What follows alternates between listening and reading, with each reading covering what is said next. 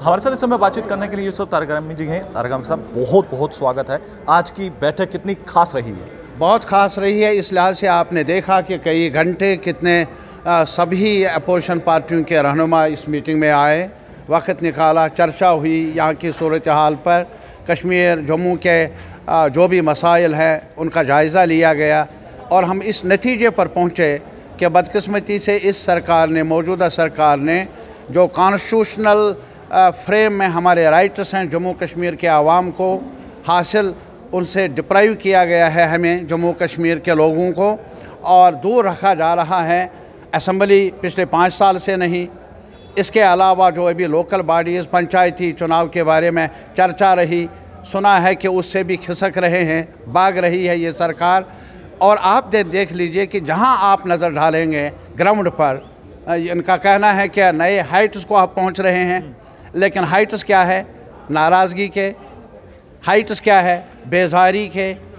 और हर सतह पर अगर आप देख लेंगे, चाहे जम्मू का युवा होगा, व्यापारी होगा, छोटा ताजर होगा, मान के चलें कि 10 तारीख को तमाम बड़े चेहरे कश्मीर सेंट्रिक और जम्मू सेंट्रिक बैठकर, नहीं सेंट्रिक नहीं, हम एक ही सेंट्रिक हैं, हम जम्मू कश्मीर के लोगों के सेंट्रिक हैं।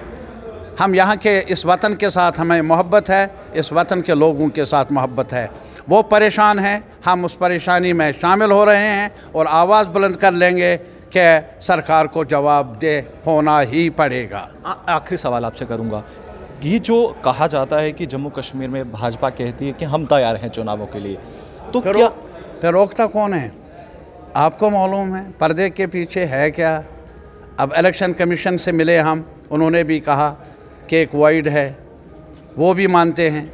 अब मुझे बताइए कि 5 साल से असम्बली का चुनाव नहीं, अब अभी लोकल बॉडीज़ का हुआ था, वो तो उनके दायरे अख्तियार में था, पंचायत तो इनके दायरे अख्तियार में है, उससे भी भाग रहे हैं।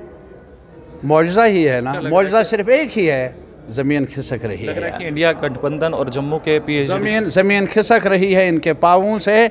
कोई नजूमी मिलता नहीं है जो उनको ये बताए कि वो डाले बिना, कुछ के बिना लोग खुश रहेंगे। चलिए, बहुत बहुत शुक्रिया बातचीत करने के लिए। तो आपने देखा कि हमारे साथ बातचीत करने के लिए यूसुफ तारगमी जी थे, जिन्होंने साफ कहा है और ये कहते हुए नजर आए हैं कि ज़मीन कैसे खिसकती हुई नजर आ रही है। वीडियो जर्नलिस्ट दीपक जी के साथ गुलिस्तान न्यूज़ से नमस्कार।